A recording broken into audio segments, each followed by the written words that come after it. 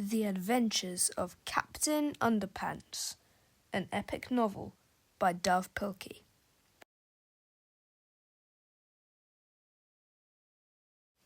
Chapter 1. George and Harold. Meet George Beard and Harold Hutchins. George is the kid on the left with a tie and a flat top. Harold is the one on the right with the t-shirt and a bad haircut. Remember that now. George and Harold were best friends. They had a lot in common. They lived right next door to each other, and they were both in the same 4th grade class at Jerome Horowitz Elementary School. George and Harold were usually responsible kids. Whenever anything bad happened, George and Harold were usually responsible. Just like now when they switched around the letters on a sign that said, "Pick your own roses." And they switched the letters around to say, "Pick our noses." But don't get the wrong idea about these two. George and Harold were actually very nice boys. No matter what everybody else thought, they were good, sweet, and lovable. Well, okay, maybe they weren't so sweet and lovable, but they were good nonetheless. It's just that George and Harold each had a silly streak, a kilometre long. Usually that silly streak was hard to control. Sometimes it got them into trouble, and once it got them into big trouble. But before I can tell you that story, I have to tell you this story. Chapter 2. Treehouse Comics Inc. After a hard day of cracking jokes, pulling pranks and causing mayhem at school, George and Harold liked to rush to the old treehouse in George's backyard. Inside the treehouse were 2 big old fluffy chairs, a table, a cupboard crammed with junk food, and a padlocked crate filled with pencils, pens, and stacks of paper. Now, Harold loved to draw, and George loved to make up stories, and together the 2 boys spent hours and hours writing and drawing their very own comic books. Over the years, they had created hundreds of their own comics, starring dozens of their own superheroes. First there was Dogman. Then came Timmy the Talking Toilet. And who could forget the Amazing Cow Lady?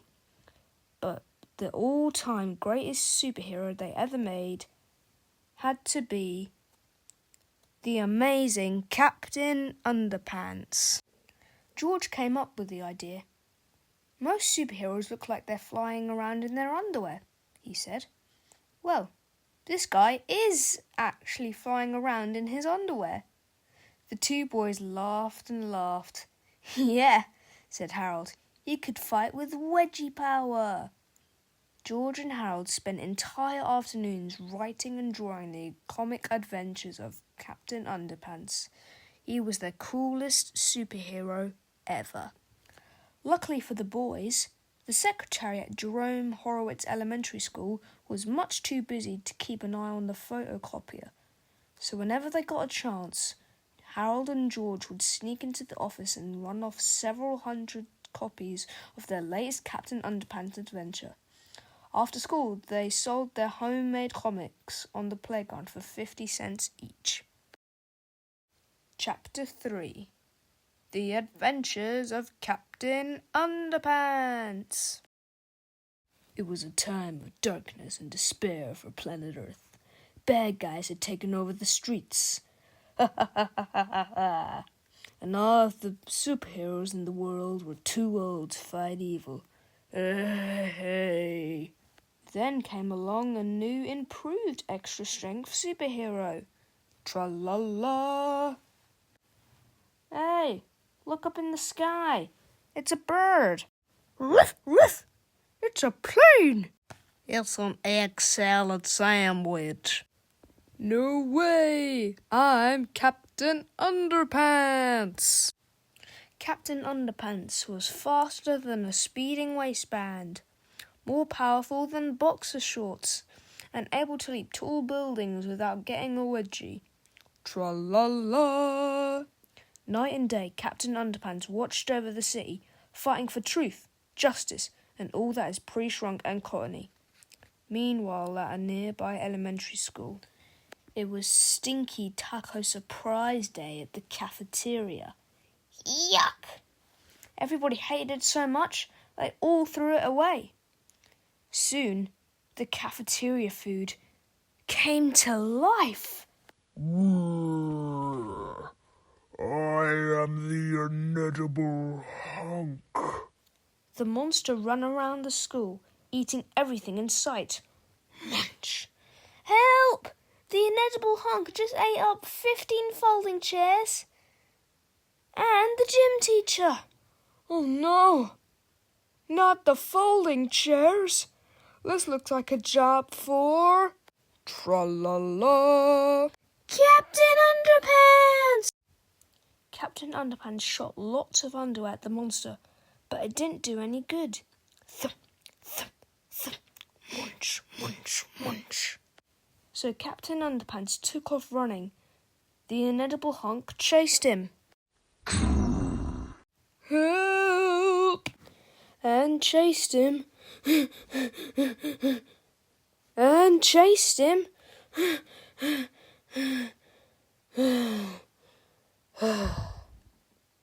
Finally, the inedible hunk got too tired and thirsty to chase Captain Underpants.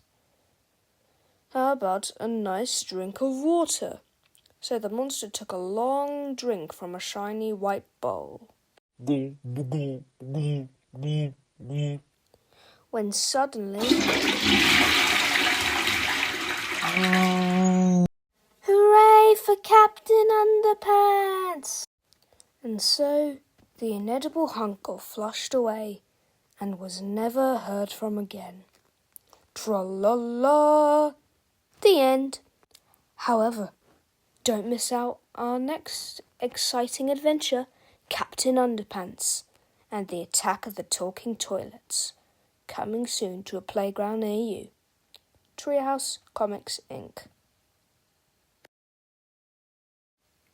Chapter 4. Mean Old Mr. Krupp. Do you see that old guy looking out of the window up there? That's Mr. Krupp, the principal. Now, Mr. Krupp was the meanest, sourest old principal in the whole history of Jerome Horowitz Elementary School. He hated laughter and singing. He hated the sound of children playing at break time. In fact, he hated children altogether. And guess which two children Mr. Krupp hated most of all? If you guessed George and Harold, you're right. Mr. Krupp hated George and Harold. He hated their pranks and their wisecracks. He hated their silly attitudes and their constant giggling. And he especially hated those awful Captain Underpants comic books. I'm going to get those boys one day, Mr. Krupp vowed. One day, very, very soon.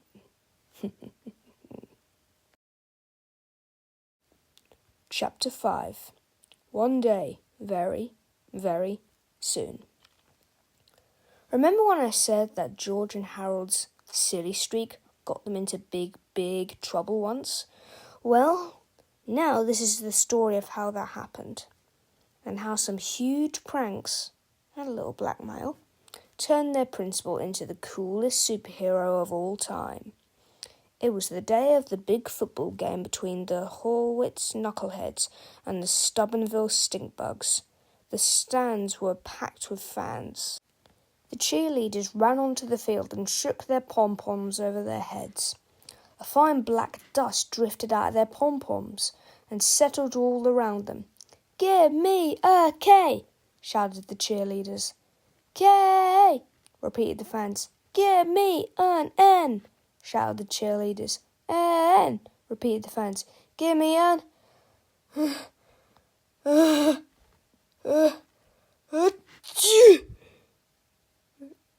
Sneezed the cheerleaders.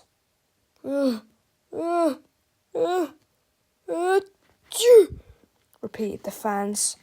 The cheerleaders sneezed and sneezed and sneezed some more. They couldn't stop sneezing. "Hey, shouted a fan in the stands. Somebody sprinkled black pepper into the cheerleader pom-poms. I wonder who did that, asked another fan. The cheerleaders stumbled off the field, sneezing and dripping with mucus, as the marching band took their places. But when the band began to play, steady streams of bubbles began blowing out of their instruments. Bubbles were everywhere. Up and down the field, the marching band slipped and slid, leaving behind a thick trail of wet, bubbly foam. Hey! shouted a fan in the stands. Somebody poured bubble bath into the marching band's instruments. I wonder who did that, asked another fan. Soon the football team took the field. The knuckleheads kicked the ball. Up, up, up went the ball. Higher and higher it went. The ball sailed into the clouds and kept right on going until nobody could see it anymore. Hey! shouted a fan in the stands. Somebody filled the game ball with helium. I wonder who did that, asked another fan. But the missing ball didn't make any difference because at that moment the knuckleheads were rolling around the field, scratching and itching like crazy. Hey! shouted the coach. Somebody replaced our deep-heating muscle rub lotion with Mr. Prankster's itchy, scratchy itching cream. We wonder who did that, shouted the fans in the stands. The whole afternoon went on much the same way, with people shouting everything from, Hey, somebody put sea monkeys in the lemonade, to, Hey, somebody glued all the bathroom doors shut. Before long, most of the fans in the stands had left. The big game had been forfeited, and everyone in the entire school was miserable. Especially when George and Harold changed the letters round on the sign for See our big football game today to Boy, our feet smell bad. Everyone felt miserable, that is, except for two giggling boys crouching in the shadows beneath the stands. Those were our best pranks yet, laughed Harold. Yep, chuckled George. They'll be hard to top, that's for sure. I just hope we don't get busted for this, said Harold. Don't worry, said George. We covered our tracks really well. There's no way we'll get busted. Chapter 6. Busted. The next day at school, an announcement came over the loudspeakers. George Beard and Harold Hutchins, please report to Principal Krupp's office at once. Uh-oh, said Harold. I don't like the sound of that.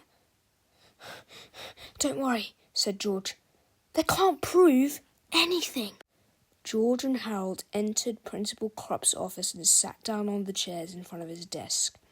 The two boys had been in this office together countless times before, but this time was different. Mr. Krupp was smiling.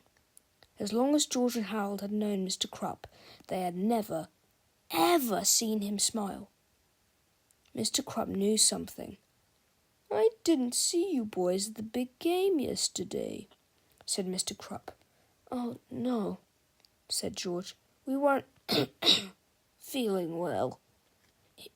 Yeah, Harold stammered nervously. We went home. Oh, that's too bad, said Principal Krupp. You boys missed a good game. George and Harold quickly glanced at each other, gulped, and tried hard not to look guilty. Lucky for you, I have a videotape of the whole thing, Mr. Krupp said. He turned on the television in the corner and pressed the play button on the VCR. A black and white image appeared on the TV screen. It was an overhead shot of George and Harold sprinkling pepper into the cheerleaders' pom-poms. Next came a shot of George and Harold pouring liquid bubble bath into the marching band's instruments. How do you like the pre-game show? Asked Mr. Krupp with a devilish grin. George eyed the television screen in horror. He couldn't answer. Harold's eyes were glued to the floor. He couldn't look. The tape went on, revealing all of George and Harold's behind-the-scenes antics. By now, both boys were eyeing the floor, squirming nervously and dripping with sweat. Mr. Krupp turned off the TV. "You know," he said, "ever since you boys came to this school, it's been one prank after another. First you put dissected frogs in the salad at the parent-teacher banquet. Then you made it snow in the cafeteria. Then you rigged all the intercoms so they played Weird Al Yankovic songs full blast for 6 hours straight. For 4 long years now you two have been running amok in the school, and I've never been able to prove anything. Until now." Mr. Krupp held the videotape in his hand. "I took the liberty of installing tiny video surveillance cameras all around the school. I knew I'd catch you two in the act one day. I just didn't know it would be so easy."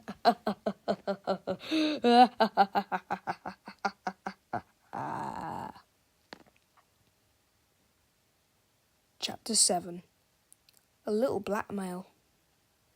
Mr. Krupp sat back in his chair and chuckled to himself for a long, long time. Finally, George got up the courage to speak. "What are you going to do with that tape?" he said. "I thought you'd never ask," said Principal Krupp. "I've thought long and hard about what to do with this tape," Mr. Krupp said. "At first, I thought I'd send copies to your parents." The boys swallowed hard and sank deeply into their chairs. "Then I thought I might send a copy to the school board." Mr. Krupp continued. "I could get you both expelled for this." The boys swallowed harder and sank deeper into their chairs. "Finally, I came to a decision," Mr. Krupp concluded. "I think the football team would be very curious to find out just who was responsible for yesterday's fiasco. I think I'll send a copy to them." George and Harold leaped out of their chairs and fell to their knees. "No!" cried George. "You can't do that! They'll kill us!" "Yeah!" begged Harold. "They'll kill us every day for the rest of our lives." Mr. Krupp laughed and laughed. "Please have mercy," the boys cried. "We'll do anything." "Anything?" asked Principal Krupp with delight. He reached into his desk, pulled out a list of demands and tossed it at the boys. "If you don't want to be dead as long as you live, you'll follow these rules exactly." George and Harold carefully looked over the list. This is blackmail," said George. "Call it what you like," Principal Krupp snapped. "But if you two don't follow that list exactly, then this tape becomes the property of the Horowitz knuckleheads. Rule number 1. No more practical jokes or pranks. Rule 2. No laughing or smiling. Number 3. No more talking in class. Number 4. No more Captain Underpants comic books.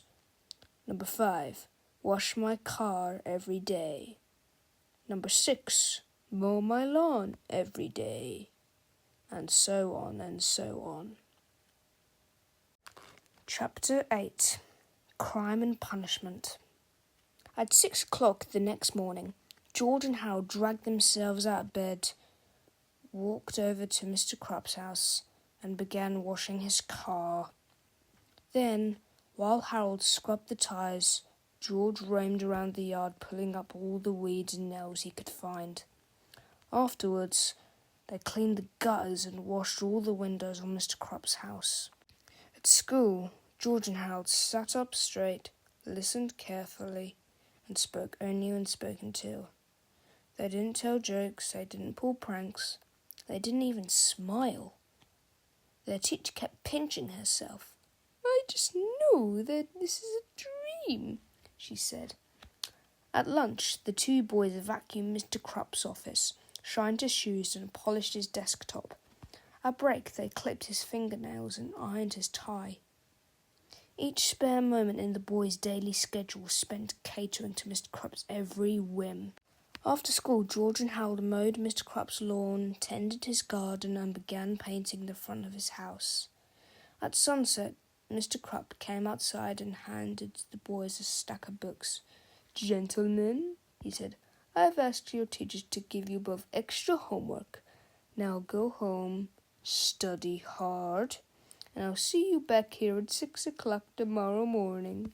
We've got a busy day ahead of us." "Thank you, sir," moaned the two boys. George and Harold walked home dead tired. "Man, this was the worst day of my entire life." "Don't worry," said Harold. "We only have to do this for 8 more years. Then we can move away to some far-off land where they'll never find us. Maybe Antarctica." "I've got a better idea," said George. He took a piece of paper out of his pocket and handed it to Harold. It was an old magazine ad for a 3D hypno ring. "How is this going to help us?" asked Harold. "All we got to do is hypnotise Mr. Crupp," said George. "We'll make him give us the video and forget this whole mess ever happened." "That's a great idea," said Harold. "And the best part is we only have to wait 4 to 6 weeks for delivery." Chapter 9. 4 to 6 weeks later. After 4 to 6 weeks of back-breaking slave labour, gruelling homework assignments, and humiliating good behaviour at school, a package arrived in George's mailbox from the Little Wise Guy Novelty Company. It was the 3D hypno ring. "Hallelujah!" cried George. "It's everything I ever hoped for." Let me see," said Harold. "Don't look directly at it," warned George. "You don't want to get hypnotised, do you?" "Do you really think it'll work?" asked Harold. "Do you really think we can amaze our friends, control our enemies, and take over the world, just like the ad says?" "It better work," said George, "or else we've just wasted 4 whole bucks." Chapter 10. The 3D Hypno Ring. The next morning, George and Harold didn't arrive early at Mr. Crupp's house to wash his car and reshingle his roof. In fact, they were even a little late getting to school. When they finally turned up, Mr. Crupp was standing at the front door waiting for them, and boy was he angry. Mr. Crupp escorted the boys into his office and slammed the door. "Right, where were you two this morning?" he growled. "We wanted to come over to your house," said George, "but we were busy trying to figure out the secret of this ring." "What ring?" snapped Mr. Crupp. George held up his hand and showed the ring to Principal Crupp. "It's got one of those weird pattern thingies on it," said Harold. "If you stare at it long enough, a picture appears." "Well, hold it still," snarled Mr. Crupp. "I can't see the darn thing." "I have to move it back and forth," said George, "or else it won't work." Mr. Crupp's eyes followed the ring back and forth, back and forth, back and forth, and back and forth. "You have to stare deeper into the ring," said Harold. "Deeper, deeper, deeper, deeper." "You are getting sleepy," said George. "Very sleepy." Mr. Crupp's eyelids began to droop. "I'm so sleepy," he mumbled. After a few minutes, Mr. Crupp's eyes were closed tight, and he began to snore. "You are under our spell," said George. "When I snap my fingers, you will obey our every command." "I will obey," mumbled Mr. Crupp. "All right," said George. "Have you still got that tape of me and Harold?" "Yes," mumbled Mr. Krupp. "Well, hand it over, bub," George instructed.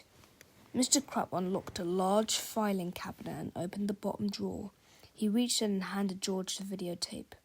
George stuffed it into his backpack. Harold took a different video out of his backpack and put it into the filing cabinet. "What's that video?" asked George. "It's one of my little sister's old Boomer the Purple Dragon sing-along videos." "Nice touch," said George. Chapter 11. Fun with Hypnosis. When Harold bent down to close the filing cabinet, he took a quick look inside. "Whoa!" he cried. "Look at all the stuff in here." The filing cabinet was filled with everything Mr. Krupp had taken away from the boys over the years. There were slingshots, whoopee cushions, skateboards, fake doggy doo-doo. You name it, it was in there. "Look at this," cried George. "A big stack of Captain Underpants comics." "He's got every issue," said Harold. For hours, the two boys sat on the floor laughing and reading their comics. Finally, George looked up at the clock. "Yikes," he said. "It's almost lunchtime. We better clean up this mess and get to class." The boys looked up at their principal, who had been standing behind them in a trance all morning. "Gee, I almost forgot about Mr. Krupp," said Harold. "What should we do with him?" "Do you want to have some fun?" asked George. Why not?" said Harold. "I haven't had any fun in the last 4 to 6 weeks." "Cool," said George. He walked up to Mr. Krupp and snapped his fingers. "You are now a chicken," he said. Suddenly, Mr. Krupp leaped on his desk and flapped his arms. "Cluck, cluck, cluck, cluck, cluck," he cried, kicking his papers off the desk behind him and pecking at his pen and pencil set. George and Harold howled with laughter. Let me try," said Harold. "You are a monkey." "Hey, you gotta snap your fingers," said George. "Oh yeah," said Harold. "You are now a monkey." Suddenly, Mr. Krupp sprang off his desk and began swinging from the fluorescent light fixtures. "Ooh, ooh, ooh, ooh, ooh," he shrieked, leaping from one side of the room to the other.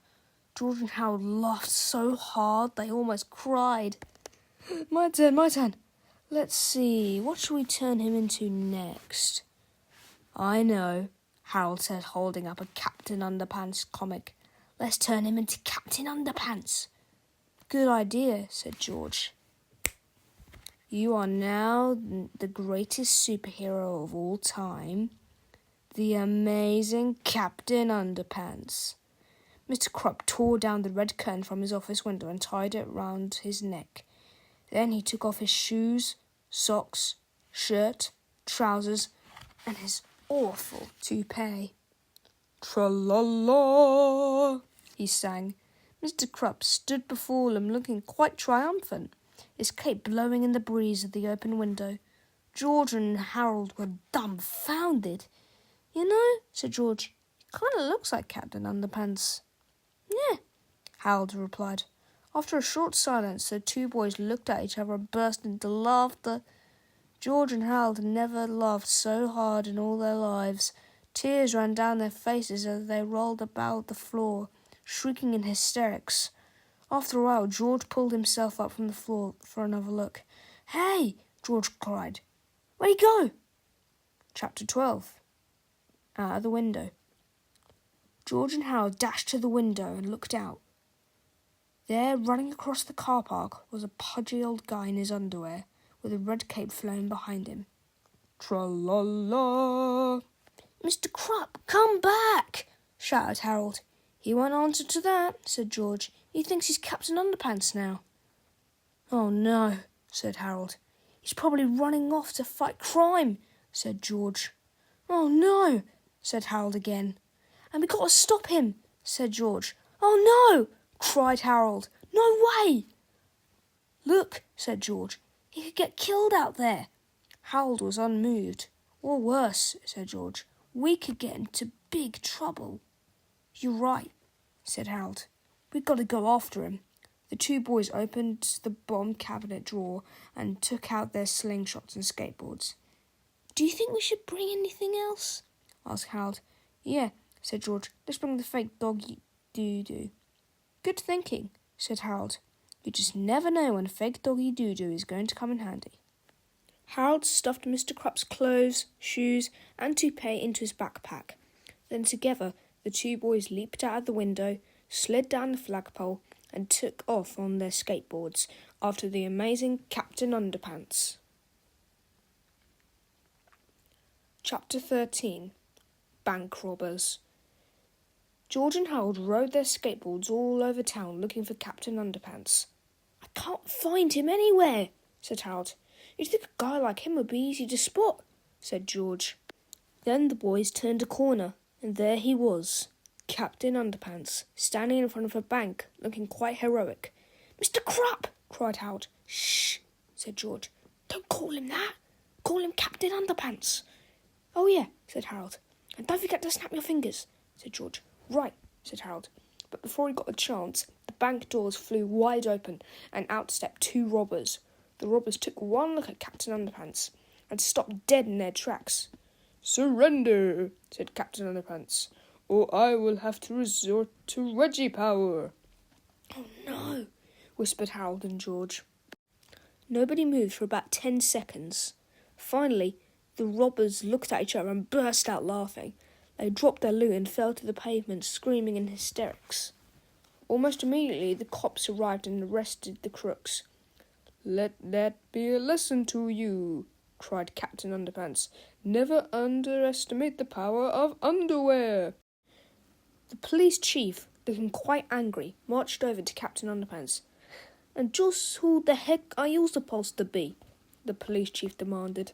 Why, I'm Captain Underpants, the world's greatest superhero, said Captain Underpants. I fight for truth, justice, and all that is pre-shrunk and cottony. Oh, yeah? Shouted the police chief. Cuff 'em, boys. One of the cops took out his handcuffs and grabbed Captain Underpants by the arm. Uh-oh, cried George. We gotta roll. Together the two boys zoomed into the crowd, weaving in and out of the cops and bystanders. Harold skated up to Captain Underpants and knocked the superhero off his feet. George caught him and the boys skated away, with Captain Underpants on their shoulders. Stop! Cried the cops, but it was too late. George, Harold, and Captain Underpants were gone. Chapter 14. The Big Bang. After their quick escape, George, Harold, and Captain Underpants stopped on a deserted street corner to catch their breath. Okay, said George. Let's dehypnotise him quick, before something else happens. A huge explosion came from the rare crystal shop across the street. Heavy smoke poured out of the building. Suddenly, two robots with one crystal emerged from the smoke and jumped into an old van. Did I just see two robots get into a van? Asked Harold. You know, said George, up until now, this story was almost believable. Well, believe it or not, said Harold, we're not getting involved. I repeat, we are not getting involved. Just then, Captain Underpants leaped from the street corner and dashed in front of the van. Stop in the name of underwear, he cried. Uh-oh, said George. I think we're involved. The two robots started up the van and swerved around Captain Underpants. Unfortunately, the van brushed up his red cape and it got caught. With a mighty jerk, Captain Underpants flipped backward and the van pulled him along as it drove away. Grab him! Cried George. The two boys skateboarded with all their might towards the speeding van and grabbed Captain Underpants by the ankles. Help! They cried as the van pulled them through the city streets. Mommy, said a little boy sitting on a bench. I just saw two robots driving a van with a guy in his underwear hanging off by a back red cape, pulling two boys on skateboards behind him with his feet. How do you expect me to believe such a ridiculous story? Asked his mother. Now, where was I? Tabloid Times. Bigfoot gives birth to 200-pound UFO baby. Finally, the van came to a screeching halt in front of an old abandoned warehouse. The sudden stop made Captain Underpants flip over the roof of the van and crash through the front door of the building. Well, well, well, said a strange voice from inside the warehouse. It looks as if we have a visitor.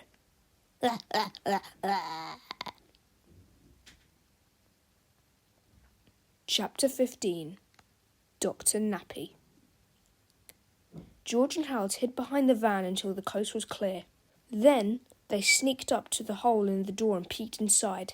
Captain Underpants was all tied up. The two robots were standing guard, and a strange little man wearing a nappy was laughing maniacally. Harold took the fake doggy doo-doo and a slingshot from George's backpack and handed them to him. "Be careful," said Harold. "The fate of the entire planet is in your hands."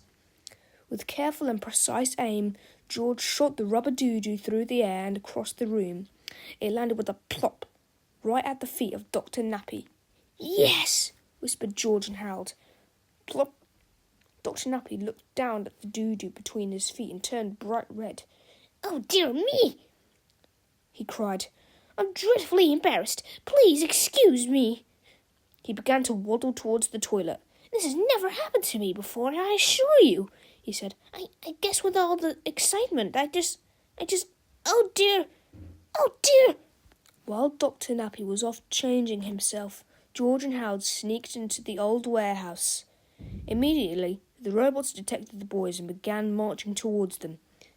"Destroy the intruders," said the robots. "Destroy the intruders." George and Harold screamed and ran to the back of the warehouse. Luckily, George found two old boards and gave one of them to Harold. "We're not going to have to resort to extremely graphic violence, are we?" asked Harold. "I sure hope not," said George. Chapter 16. The Extremely Graphic Violence Chapter. Warning. The following chapter contains graphic scenes showing two boys beating the tar out of a couple of robots. If you have high blood pressure or if you faint at the sight of motor oil, we strongly urge you to take better care of yourself and stop being such a baby. As everybody knows, nothing enhances silly action sequences more than cheesy animation. And so, for the first time in the history of great literature, we proudly bring you the latest in cheesy animation technology, the art of Fliporama. Step 1. Place your left hand inside the dotted lines marked left hand here. Hold the book open flat. Step 2. Grasp the right hand page with your right thumb and index finger inside the dotted lines marked right thumb here. Step 3. Now quickly flip the right hand page back and forth until the picture appears to be animated. Robot Rampage. Ah! George saves Harold. "Take this, you nasty robot." "Ouchie." Harold returns the favour. Ow. Mixed nuts and bolts. Ah! Yeah! Ah! Ah! Ah! Ha ha ha! We did it! Chapter 17. The Escape. After defeating the robots, George and Harold untied Captain Underpants. "Come on," cried Harold. "Let's get out of here." "Wait," said Captain Underpants. "We have to save the world first." So George, Harold and Captain Underpants frantically looked all over the Lasermatic 2000, searching for a way to shut it down and stop the inevitable disaster. Said Harold. "I think this might be the lever we want." He pulled the self-destruct lever with all his might. Suddenly, the Lasermatic 2000 began to sputter and shake. The huge laser beam turned off, and pieces of the machine began flying off in all directions. "It's gonna blow!" cried Harold. "Run for your lives!" "Not so fast!" screamed Dr. Nappy, who had appeared out of nowhere. "You demolished my robots! You destroyed my Lasermatic 2000! And you ruined my one chance to take over the world! But you won't live to tell the tale!" Dr. Nappy pulled out his Nappy-matic 2000 ray gun and pointed it at George, Harold and Captain Underpants. Captain Underpants quickly stretched a pair of underwear and shot it at Dr. Nappy. The underwear landed right on the evil doctor's head. Help! cried Dr. Nappy. I can't see! I can't see! George and Harold ran out of the warehouse as fast as they could. Great shot, Captain Underpants, cried Harold. There's just one thing I don't understand, said George. Where'd you get the extra pair of underwear? What extra pair? Said Captain Underpants. Never mind that, cried George. Let's just get out of here before the Laser Mac 2000X... Loads! The Laser Mac 2000 blew up, tearing apart the old warehouse. It sent flaming shards of red-hot metal in every direction. Fire fell from the skies around our heroes, and the earth began to crumble beneath their feet. Oh no! cried Harold. We're doomed! Chapter 18. To make a long story short, they got away. Chapter 19. Back to school. George, Harold and Captain Underpants made a quick stop outside the police station. They tied Dr. Nappy to a lamppost and attached a note to him. There, said Captain Underpants. That ought to explain everything. Then George and Harold led Captain Underpants back to the Jerome Horrocks Elementary School. Why are we going here? Asked Captain Underpants. Well, said George, you have to do some undercover work. Yeah, said Harold, reaching into his backpack. Put these clothes on and make it snappy. Don't forget your hair, said George. Captain Underpants quickly got dressed behind some bushes. Well, how do I look? He asked. Pretty good, said George. Now try to look really angry. Captain Underpants made the nastiest face he could. You know, said Harold, he kind of looks like Mr. Krupp. Harold, whispered George. He is Mr. Krupp. Oh, yeah, said Harold. I almost forgot. Before long, they were all back inside Mr. Krupp's office. Okay, Captain Underpants, said George. You are now Mr. Krupp. Snap your fingers, whispered Harold. Oh, yeah, said George. You are now Mr. Krupp. Who is Mr. Krupp? Asked Captain Underpants. Oh, no, cried Harold. It's not working. The boys tried again and again to dehypnotise Captain Underpants, but nothing seemed to work. Said Harold. Let me see the instruction manual for that ring. George checked his trouser pocket. Said George. I think I lost it. You what? Cried Harold. The two boys searched frantically through the office, but the 3D hypno-ring instruction manual was nowhere to be found. Never mind, said George. I have an idea. He removed the flowers from a large vase in the corner. Then he poured out all of the water over Captain Underpants' head. What did you do that for? Cried Harold. I saw him do this in a cartoon once, said George. So it's got to work.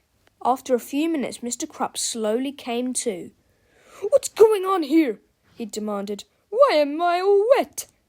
George and Harold had never been so glad to see Mr. Krupp in all their lives.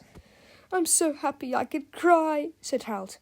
Well, you're going to cry when I give that videotape to the football team, shouted Mr. Krupp. I've had it with you too. Principal Krupp took the videotape out of his filing cabinet. You boys are dead meat, he sneered. He stormed out of his office with the video and headed towards the gym. George and Harold smiled.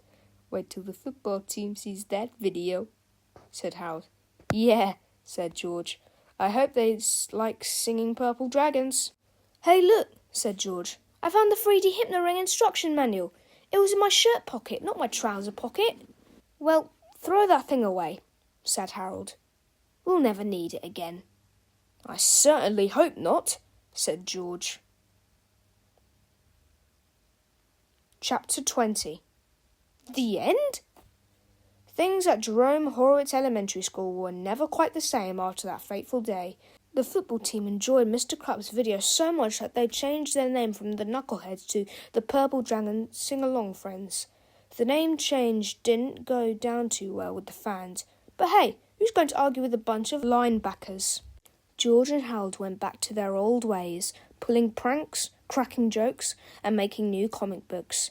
They had to keep an eye on Mr. Krupp, though, because for some reason, every time he heard the sounds of fingers snapping,